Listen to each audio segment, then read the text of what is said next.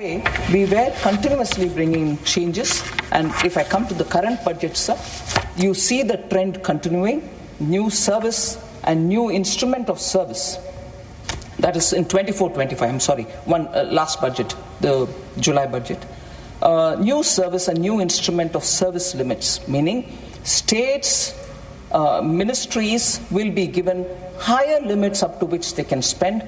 This has been recommended by the PAC, and also we consulted the CAG and we brought it so that departments will have greater flexibility in spending more rather than for small amounts coming and seeking appropriation from the supplementary demands. So that has given more facility, more freedom for the departments to spend when they have an issue of a priority spending area.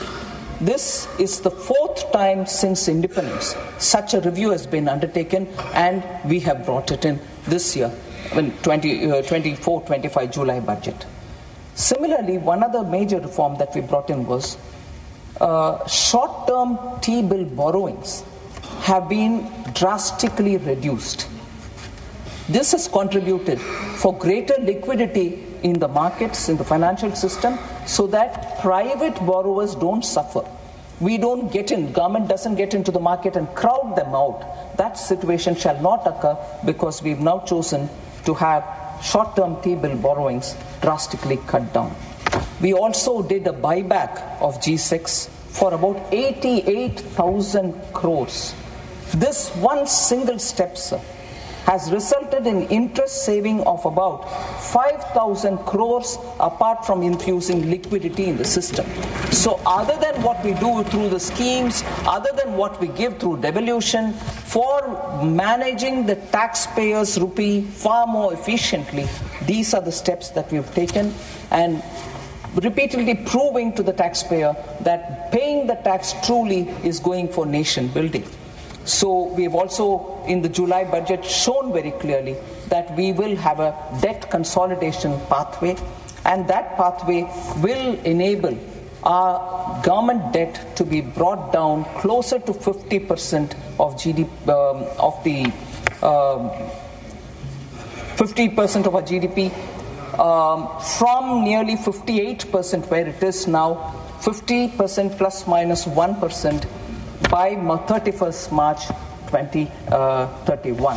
That has been explained in the documents which have been given to the budget document last July budget.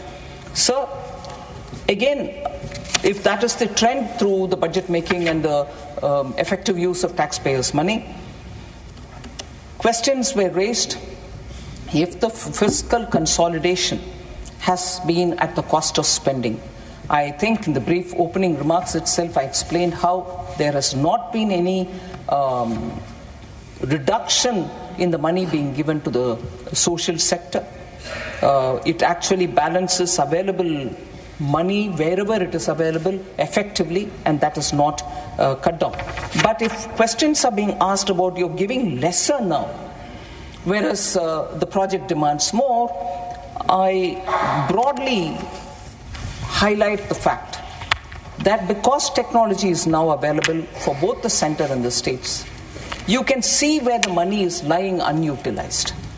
And if that money is utilized, bills are raised, immediately we shall fund the money to the states. Now, whether it is lying in your treasury, whether it is lying in the SNA account, which is for a particular scheme, money is lying, sir. And big amounts are lying in various big schemes across states. I'm not pointing out for one state or another state or the third state. But if money is lying there, it is a money given, and many times borrowed money. If it is lying there, am I expected to borrow more money and put it in there and keep paying the interest? Or is it better that you use the money and post that I can borrow timely and give it to you? Or if I have the comfort of my revenue, I can even give it. But that which is lying unutilized today is available for the governments, wherever they are, state or the center, to see and to use it much before demands are made for additional resources. I wouldn't get into reading how much is lying where.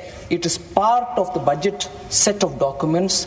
You can see it in the budget document which is available, and it is in the annexure statement 4AA. So any honourable member can see which scheme money is lying within their state and use it far more effectively, and that would only make efficiency far more for the taxpayers' money. So, I've already said about the money which is going to the schemes, so I wouldn't take more of the House's time. About growth challenges, I understand two honourable members have spoken. I think it was Sulata Dev from BJD and also Honourable Member Kapil Sibal. So it is a matter of fact, as I said earlier, that there are challenges. There's no doubt about the challenges that not just India, every country is facing.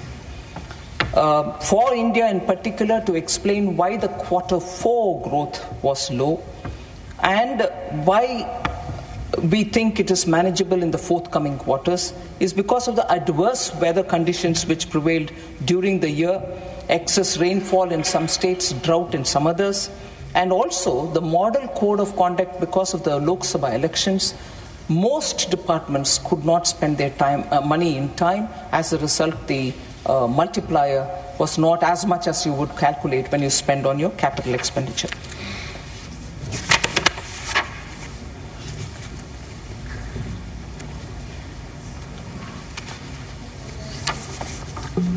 Sir,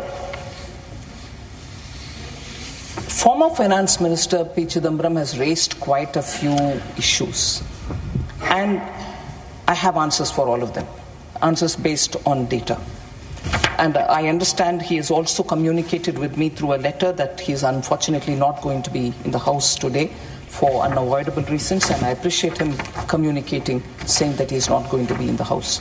But nevertheless, because they are very important points, I will try to give answers for them.